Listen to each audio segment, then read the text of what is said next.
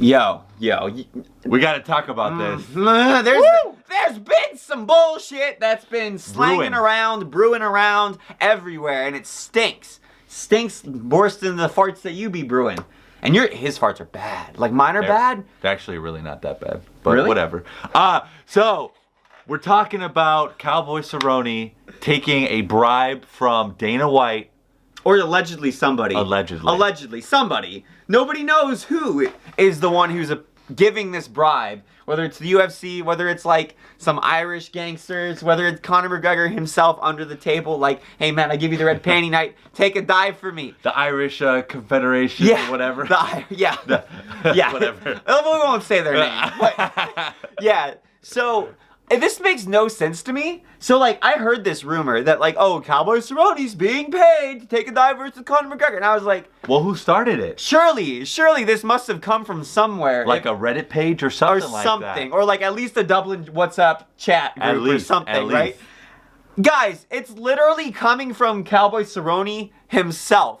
Because I was like, I haven't heard any of this. And we keep our ear to the ground pretty well. Like literally, so we don't hear anything. But no, literally, this is coming from Cowboy Cerrone. Would you like to read? Sure.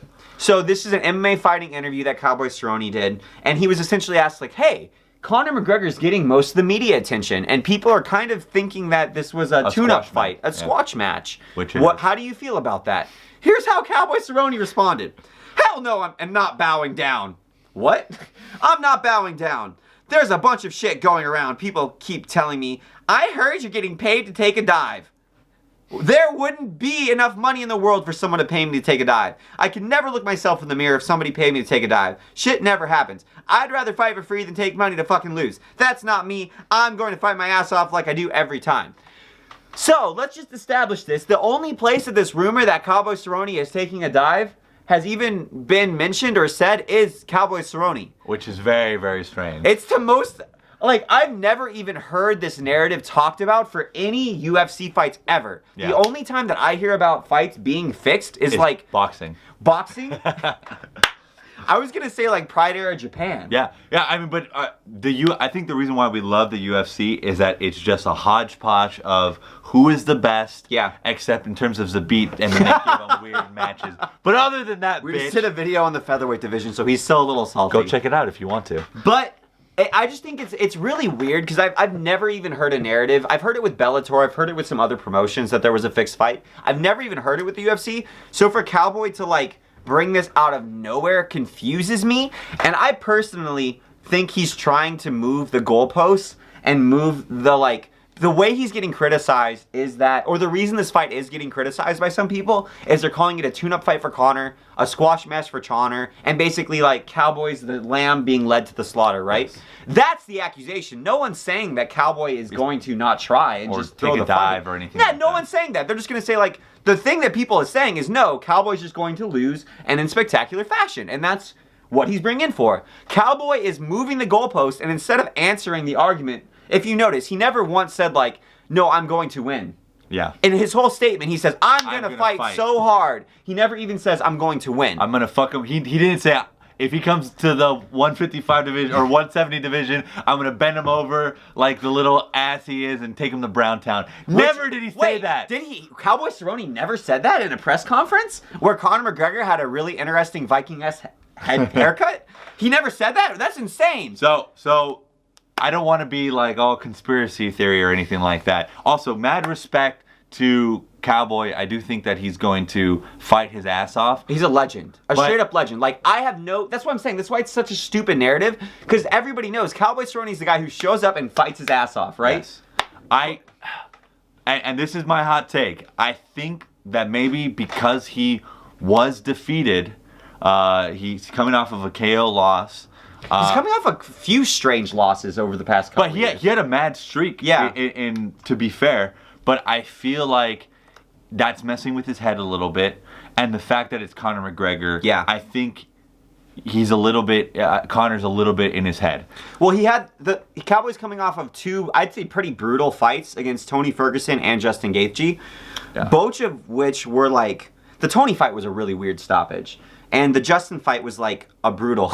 It was relatively brutal. Yeah. And I just think like the fact that Cowboy is basically answering people saying like, oh, you are a squash match, and he's not going like, I'm not. I'm going to beat the piss out of Conor McGregor. Yeah. And the fact that he's like moving the goalposts to try to make the argument about like, oh no, I'm not gonna, what are you talking about? No, I'm not gonna throw the fight. Which again, nobody said that except for Cowboy Cerrone. He's moving the goalposts so he doesn't have to answer the actual criticism. Because I think truly in his heart, Cowboy Cerrone considers himself to have already won by getting the Conor McGregor fight. Even when he posted, when this fight was first being talked about, he literally like posted a victory post. He basically put like a Budweiser and the proper 12 bottle in his Instagram, and you would have thought like if any other fighter had done this, he would have just won.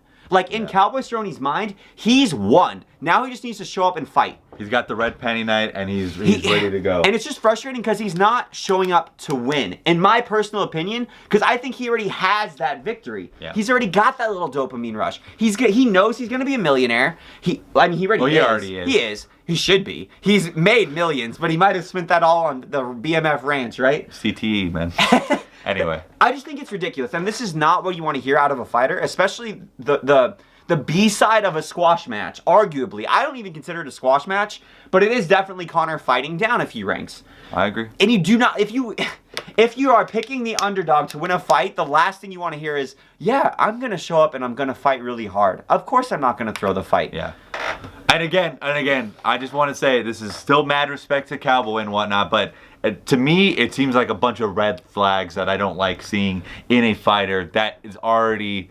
There were red flags about this matchup already, even if you don't go into the psychology of stuff. Yep. Like, when we'll be breaking those down for you guys as the fight comes closer, so subscribe with those notifications on, because we are the pound-for-pound best. Go for it. And let us know if we're full of fucking shit. We're not. If you think we're Conor dick riders and we have his dick halfway up our ass, let us know. I mean, you would be correct. That's why we only shoot from the waist up.